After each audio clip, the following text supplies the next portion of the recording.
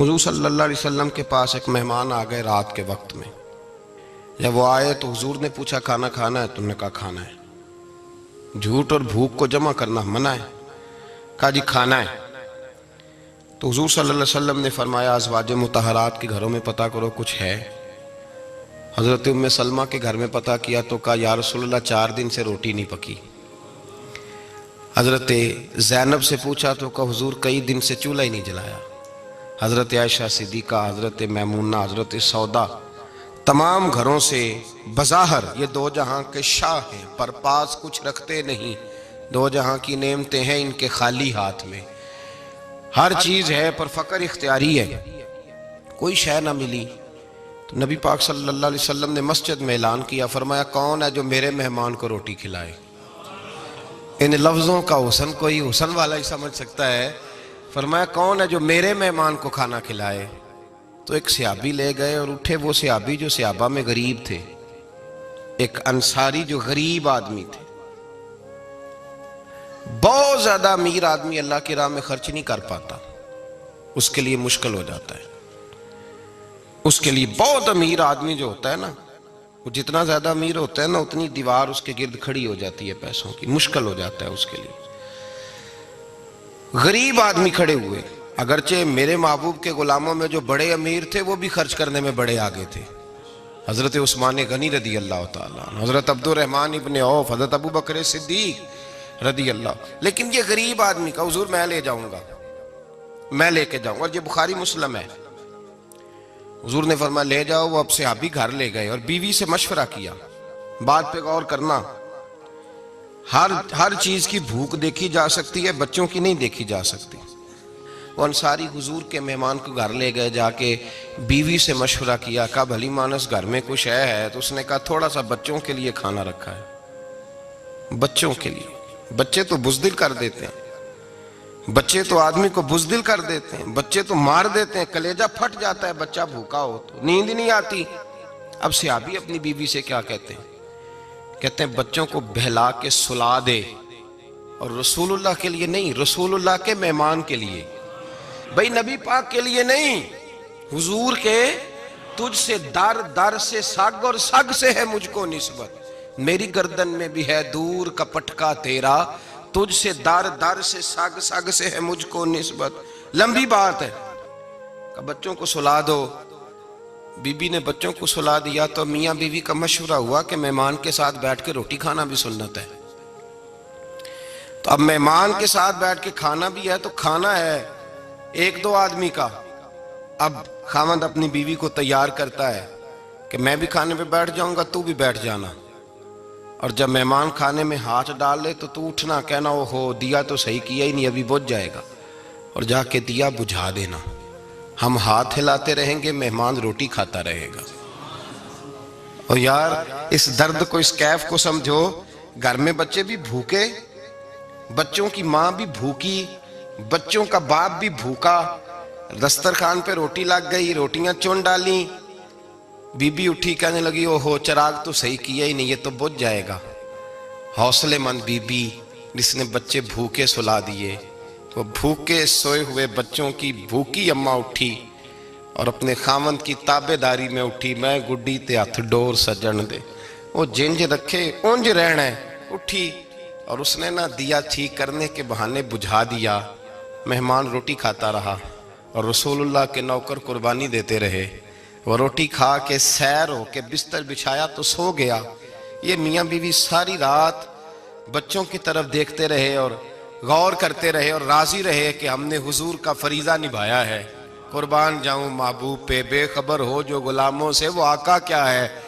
وہ صحابہ وہ اگر قربانیاں دیتے تھے تو جو اعزاز ملتا تھا وہ بھی بڑا شان والا ہے. صحابی کہتے ہیں میں فجر کی نماز پڑھنے مسجد آیا، پہلا قدم رکھا تو میرے کریم بولے. حضور نے فرمایا رات جو تو نے اور تیری بیوی نے عمل کیا ہے خدا کو بھی بڑا پسند آیا ہے، محمد مصطفیٰ کو بھی بڑا پسند آیا. اور پھر ایک لفظ اور ہے حدیث میں، ایک روایت میں کچھ جملے اور بھی ہیں. حضور نے فرمایا جب تو اور تیری بیوی رات مہمان کے ساتھ ایثار کر رہے تھے نا تو عرش کا مالک تمہیں مسکرا مسکرا کے دیکھ رہا تھا. رب تمہیں دیکھ کے مسکرا رہا تھا، رب تمہیں دیکھ کے مسکرا، تر دامنی پہ شیخ ہماری نہ جائیے، ہم دامن نچوڑ دیں تو فرشتے وضو کریں۔ پر میں وہ مسکرا رہا تھا کہ میرے بندے میرے رسول کی رضا کے لیے کیا کر رہے ہیں۔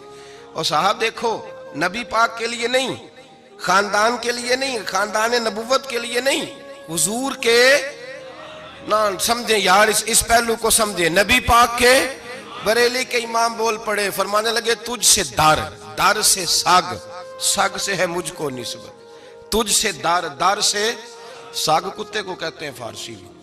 فرماتے محبوب تیرا دروازہ اور دروازے پہ کتا اور کتے کے پاس میں بیٹھا ہوں، چلو کتے کے پاس تو بیٹھا ہوں نا، میری گردن میں بھی کوئی تو پٹکا آیا ہی ہے نا، تجھ سے در، در سے سگ اور سگ سے ہے مجھ کو نسبت، چلو میری گردن میں بھی ہے دور کا پٹکا تیرا۔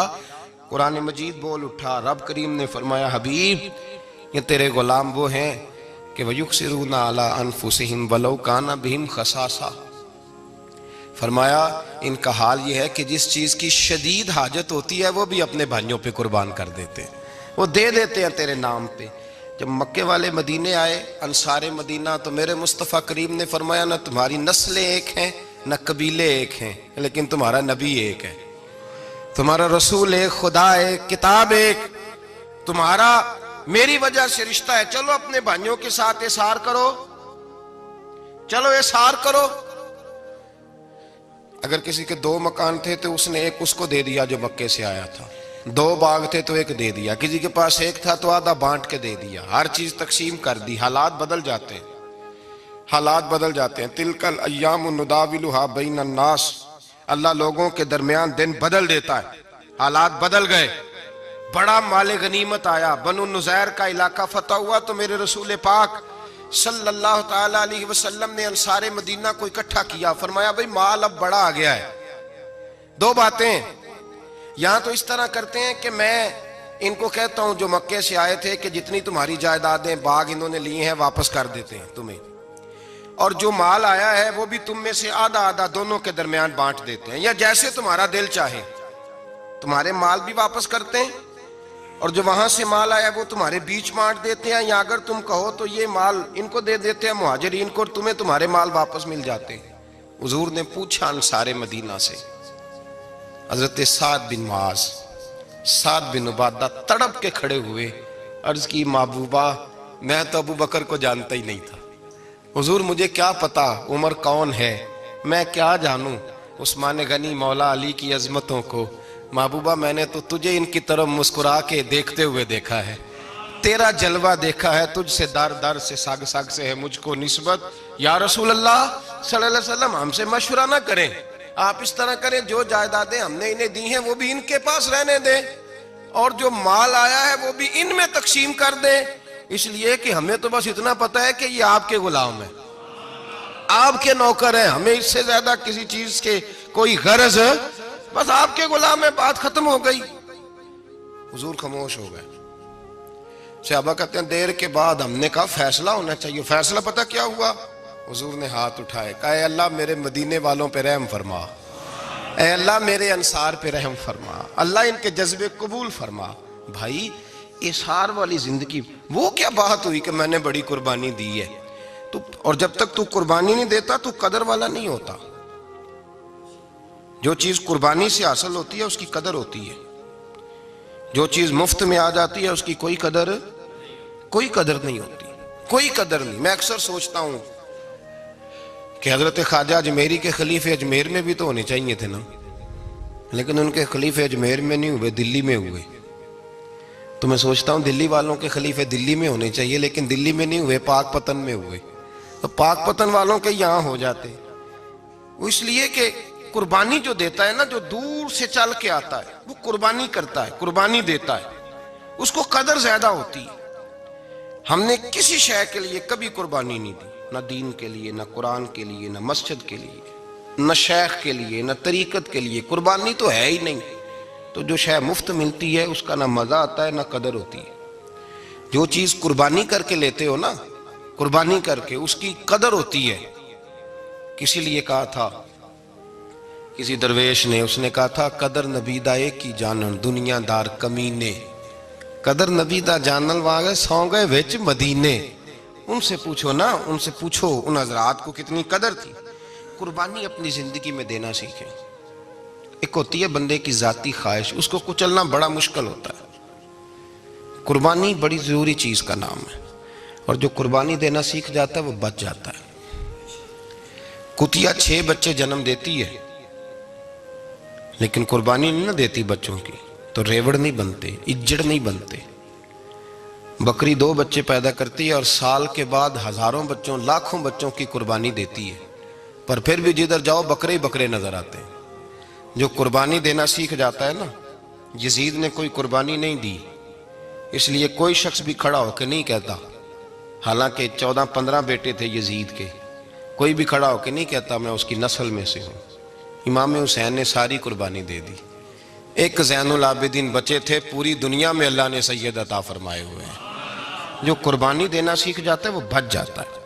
ہم نا قربانی کیا، ہمارے پاس تو اضافی شے ہے وہی دینے کو تیار نہیں. جب آپ تیار ہی نہیں تو سودا ہی نہیں کر، آپ نکلے ہی نہیں میدان میں، تو حاصل کیسے ہو؟ حصول تو تب ہوگا نا جب آپ کوئی انویسٹمنٹ کریں گے. تو آپ انویسٹ ہی نہیں کر رہے تو بھائی آپ نے پودا ہی نہیں لگایا تو پھل کیسے ملے؟ قربانی نہیں دی تو وہ درجہ کیسے ملے؟ اس کے لیے تو قربانی ضروری ہے. اب تمام صحابہ کی زندگی پڑھ لیں، حضرت ابو بکر سے لے کر حضرت بلال تک، یہ سارے قربانی والے ہیں. آپ تمام اولیاء کی صفت پڑھ لیں، حضرت غوث اعظم، جیلانی، داتا علی اجویری، خواجہ معین الدین، یہ سب قربانی والے لوگ ہیں. قربانی دیتے رہے تو بچے ہوئے ہیں. ان کے جو ساتھ تھے وہ بھی قربانیوں والے تھے. قربانی حصہ ہے طریقت کا، قربانی ضروری ہے. اور ہمارے صوفیاء تو کہتے ہیں جس شخص نے تصوف میں آ کے قربانی نہیں دی. بزرگوں کے پاس ایک شخص آیا، غالباً خواجہ نظام الدین محبوب الہی کی بات ہے، میرے ذہن میں نام پورا نہیں سما رہا. تو ایک مرید نے آ کے کہا حضور زکوٰۃ کتنی دینی ہے؟ فرمایا 2.5%. تھوڑی دیر کے بعد حضرت نصیر الدین چراغ دہلوی آ گئے، کہا حضور اللہ کے راستے میں کتنے دینے ہیں؟ فرمایا 50%. ایک ساتھی قریب بیٹھا تھا، اس نے کہا پہلے کے لیے 2.5% کا فتویٰ تھا، اس کو کہہ دیا دے دے. چند منٹ گزرے تو حضرت امیر خسرو بھی آ گئے، کہا حضور زکوٰۃ کتنی دینی ہے؟ فرمایا جو ہے سارا ہی لے آ، تیری 100% ہے.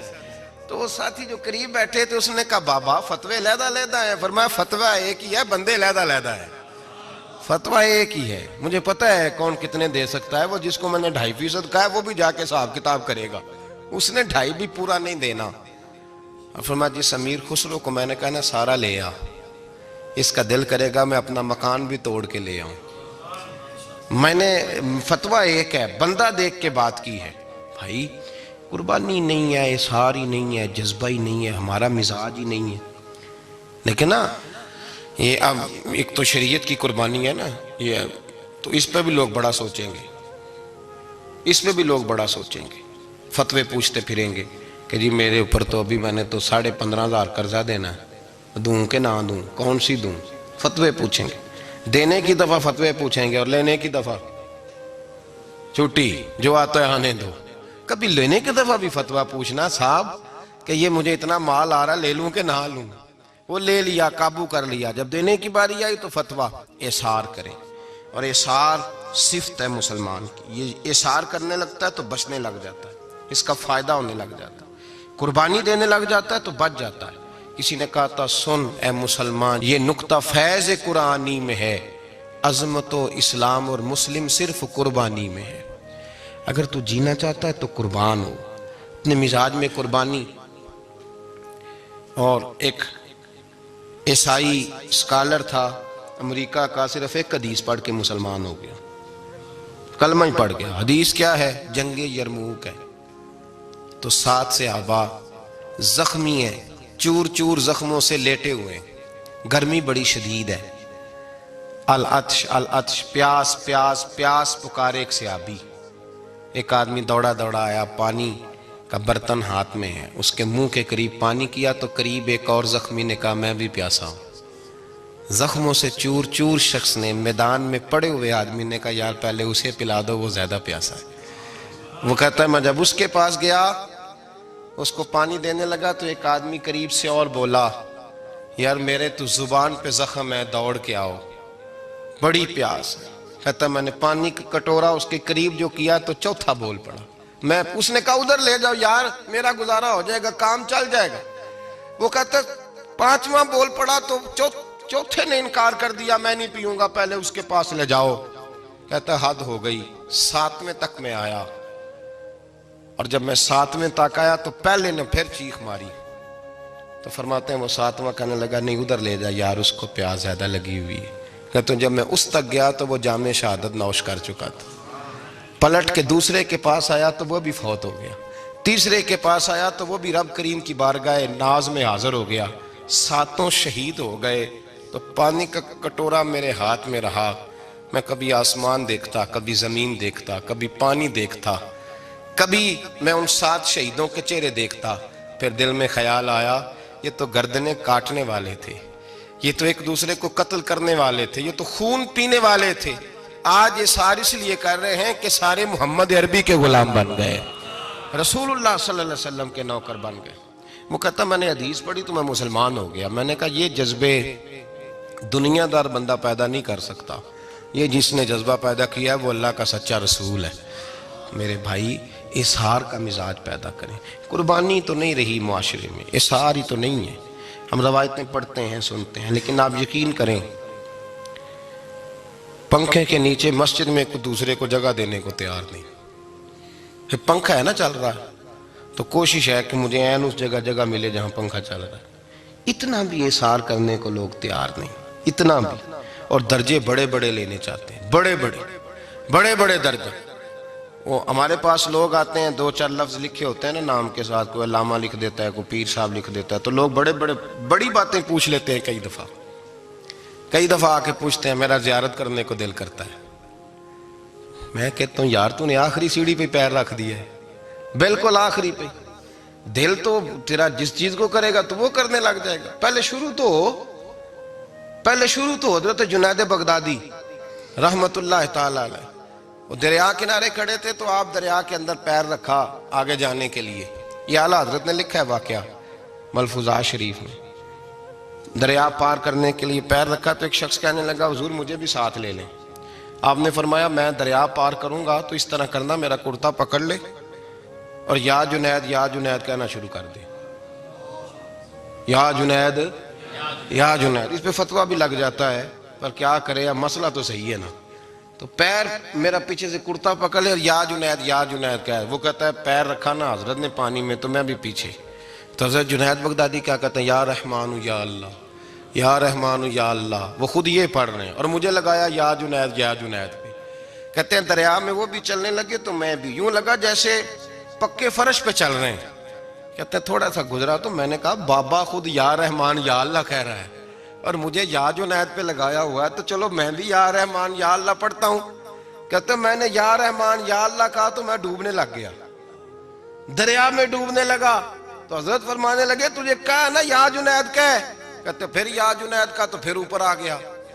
تھوڑا اور جا کے اب شیطان باز تو آتا نہیں، الذی یوسوس فی صدور الناس، یہ جاتا تو دل تک ہے نا، باز تو آتا نہیں۔ دن میں 36 دفعہ تو مشورہ دیتا ہے کہ سیدھی نماز پڑھو، یہ کس چکر میں لگ گئے، روز تو تقریر کرتا ہے۔ کہتا پھر دل میں وسوسہ آیا تو پھر میں نے جا کے کہا کہ یہ مجھے خود یا رحمان یا اللہ اور میں یا جنید۔ پھر میں نے کہا یا رحمان یا اللہ تو پھر ڈوبنے لگا۔ کہتے ہیں بابے نے پکڑ کے نکالا، کہا چپ کر کے یا جنید کہہ اگر پار جانا ہے تو، یا جنید کہہ۔ کہتے کنارہ آ گیا تو میرے دل میں خود ہی تھی، وسوسہ تھا کہ بابا تو یا رحمان یا اللہ کہے تو ترے، میں کہوں تو ڈوبے۔ میرے دل میں وسوسہ تھا۔ اللہ والے ادھار تو رکھتے ہی نہیں نا، جو بات دل میں آتی ہے وہ بیان پہلے کر دیتے ہیں، ادھار تو ہے ہی نہیں ان کے ہاں۔ وہ تو کہتے ہیں تجھے بولنے کی گنجائش ہی نہیں دیں گے، تیرے سوال دل میں ہوگا جواب ہماری زبان پہ ہوگا۔ یہ تو چکر ہی نہیں نا، بالکل کوئی کھاتا ہی نہیں۔ رب کریم کا بندہ تو بات ہی وہ کرتا ہے جو کو دل میں لے کے آتا ہے۔ فرماتے ہیں جیسے ہی میرے دل میں یہ وسوسہ تھا، حضرت جنید بغدادی رحمت اللہ تعالیٰ علیہ باہر نکل گئے تو پلٹ کے میری طرف دیکھا اور مسکرا کے فرمانے لگے بیٹا جنید تک تو پہنچ لے، اللہ تو ابھی بڑی دور ہے، ابھی جنید تک تو پہنچ جا، ابھی تو جنید تک نہیں پہنچا، ابھی تو میرے تک تو پہنچ جا، اللہ تو ابھی بڑی دور ہے، تو ڈائریکٹ ہی وہاں تک جانے لگا ہے۔ شروع تو ہو ابھی، تو یہاں لوگ سیدھا ہی آ کے کہتے ہیں زیارت کرنی ہے۔ مجھے ایک صاحب کہنے لگے جی میں نے ایک پیر صاحب کے بارے میں سنا ہے ان کی بیعت ہوتے ہی بندے کو نبی پاک کا دیدار ہو جاتا ہے۔ میں نے کہا ٹھہر جا ذرا، اس کو بھی کہہ بریک پہ پیر رکھے، بیعت کرتے ہی دیدار ہو جاتا ہے؟ یہ کوئی لوٹ سیل ہے؟ زندگی گزر جاتی ہے انسان کی، مر جاتا ہے، اور جس کو حضور کا دیدار ہو پھر بچ جائے، پھر قائم رہے، پھر اس کی زندگی نہ بدلے، پھر اس کا دنیا سے کوئی تعلق رہ جائے۔ یہ پوچھ ابو بکر صدیق سے جنہیں دیدار ہوا تھا، جب دیدار ہوا تو یار رہا ہے، باقی کوئی شے بھی نہیں رہی، پھر محبوب رہے اور کچھ بھی نہیں بچتا۔ تو وہ کس طرح کا ہے جو دیدار بھی کراتا ہے اور پھر کہتا جاؤ دکان بھی کھول لو جا کے؟ یہ کیسی بات؟ وہ ایک منزل ہے، وہ اپنی جگہ پہ آ کے آتی ہے، اور یہی بہتر ہے کہ پردوں میں وہ پردہ پوش رہے۔ وہ اگر پردے اٹھا دے تو کسے ہوش رہے، پھر مشکل ہو جاتا ہے معاملہ، مشکل ہو جاتا ہے۔ تو بھائی یاد رکھیں، قربانی دینا سیکھیں، اثار کرنا سیکھیں، اور صفر سے شروع کریں۔ زندگی میں ہم لینے کے چکر میں پڑ جاتے ہیں تو نقصان اٹھاتے ہیں۔ عقل کے گھوڑے کم دوڑائیں، محبت کے ساتھ عمل زیادہ کریں، دماغ کا استعمال کم کریں اور عمل زیادہ کریں، زیادہ عمل کریں، ورنہ شیطان تو نماز بھی نہیں پڑھنے دے گا۔ وہ تو کہے گا کہ جناب چلو ٹھیک ہے اللہ نے معافی کر دینا ہے نا، وہ تو کچھ بھی نہیں کرنے دے گا۔ دماغ کا استعمال کم کریں اور عمل زیادہ کریں، جد و جہد زیادہ کریں، اظہار کریں، قربانی کریں اپنی زندگی میں، کریں کسی کے لیے کچھ، اظہار کریں، کسی کو کچھ دیں۔ یہ جو ہم اولاد کے لیے قربانی دیتے ہیں نا، تو یہ قربانی نہیں ہوتی، یہ لالچ ہوتا ہے، یہ سودا ہے۔ پتہ ہے آپ کو یہ سودا ہے؟ ہم بچپن میں ان کی خدمت کریں گے، یہ بڑھاپے میں ہماری خدمت کریں گے، تو یہ تو تجارت ہے، یہ کوئی اصول نہیں۔ میرے بچے بڑے ہو گئے تو مجھے خیر صلی اللہ، یہ تجارت ہے بھائی، یہ تجارت ہے، یہ قربانی نہیں، تو تجارت ہے۔